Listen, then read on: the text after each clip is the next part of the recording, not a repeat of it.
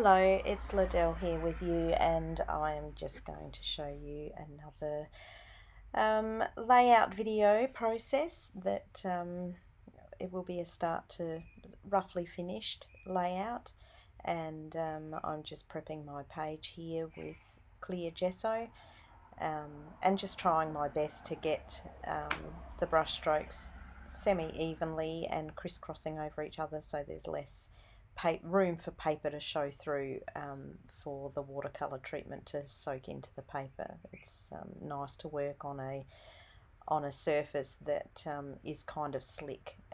It enables the watercolor to sit nicely and to puddle and dry quite effectively.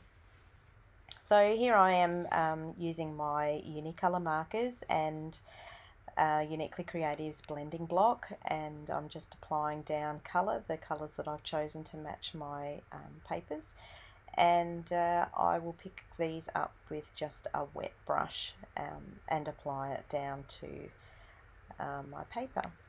So I've sort of roughly got an idea of where I want my colour concentration to be.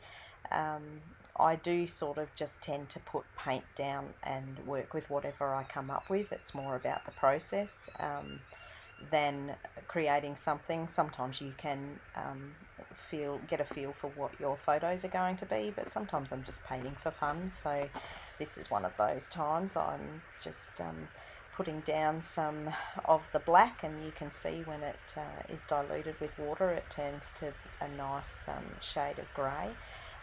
You can see the glistening spots and how wet it is, and that creates a nice surface to be able to blend colours together and just let the water do its thing. You can hit it with a heat gun in between adding colours down. I do find that it works just as nice to just let it dry organically, and it doesn't take too long. It's not that much water on there.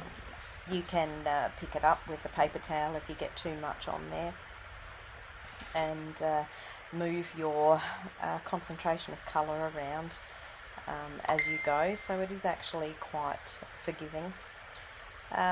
So you can see I'm just really roughly shaping out some little florals around the edge. Now, if you want a deeper colour here and there, you can use your watercolour pans that I just showed you there. Uniquely Creative have a couple of sets of watercolour paints that are very nice to blend with your Unicolor markers, and I will use them a little bit to create some deeper colours. I've just put a little bit on my block there, and you can see the splatters I'm creating are just a little darker. So adding drips and bits and pieces more, I'm just sort of playing here, so I'm still adding little florally bits around the edges of this watercolour block that I'm creating here, and you just keep adding, you just keep building up your colour. I quite like the greenery little bits on there. We will be going around this to define some of these shapes a little bit better, but this is just about getting the shapes down on your paper. So yeah, it's actually very pretty, and it's fun to work this way. And the Unicolor markers make it quite easy to do, especially on a surface that you've covered with gesso, just to let the watercolour sort of sits on top and dries in really interesting ways rather than soaking into the paper. But that's personal preference, you can do whatever you like. So I'm just adding some more splatters, and as it dries you can sort of see where you might want a little bit more colour.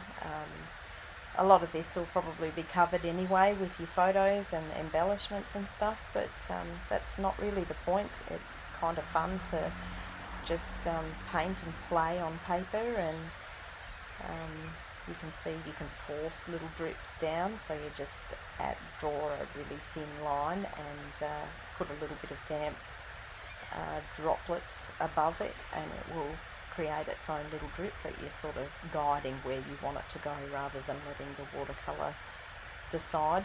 Oftentimes that is a little bit risky because it could just go wherever it wants, so you can force it to go where your design needs it to be. So you can at this point just let it dry naturally, or hit it with a heat tool. I let it dry. You can see all the sheen has gone off it, so you can tell it's dry. Another way to tell if watercolour is dry is if it's not any longer cool to the touch when you touch it. When it's still damp, it is cool.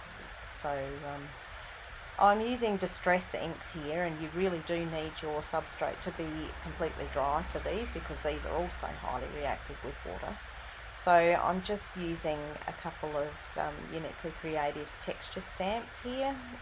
This one's the text stamp, and it's really nice when you don't put it on a block. You can peel it off the backing and put it on a block, of course, but it's a little bit more rough and gives a very textured appearance when you just stamp it down and just press in certain spots, and don't press it all the way down to get the outlined text effect.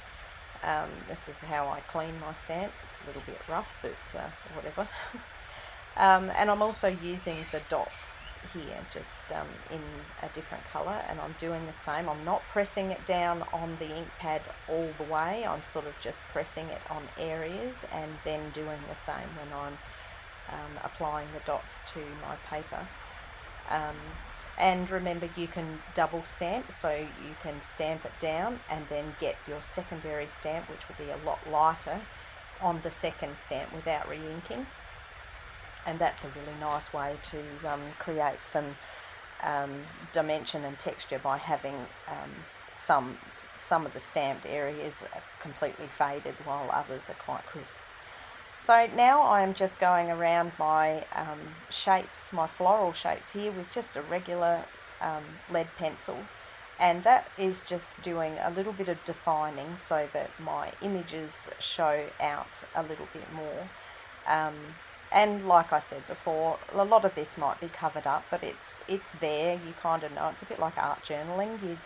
You do it for the process, and it's fun, and you'll get little areas that will show out if your design starts, spreading out. Sometimes you can't help it, and you've just got more photos or whatever, and you're going to cover up what you've created, but that's totally fine. So you can see that it's sort of taking shape a little bit with those really light grey defined areas that are showing out the flowers a little bit more. And you can see I'm not being careful here at all. I'm just really roughly tracing over these shapes and showing the defined petals and such, and I'm doing layers and layers, so the pencil lines are quite rough. Now for a little bit more defining, I'm getting out just a plain old Sharpie white acrylic paint pen, and that will also add some defining lines. It can bring out your centres a little bit more to just add some little dots and stuff to the centres, and it's just another layer on your background that you can sort of see but can't see at the same time. So it's just this same defining process that you're just adding texture lines and stuff. You can see them coming together there, and it's quite a pretty process and really fun to do. I had a great time doing this, and sometimes it's a bit of a shame to have to build a layout on top of it, but it always looks really good when it's finished with all the details. So that's it from me today. I hope you enjoyed watching this process, and you're excited to try your own backgrounds and create some texture before you create your layouts. Thanks for watching. Bye.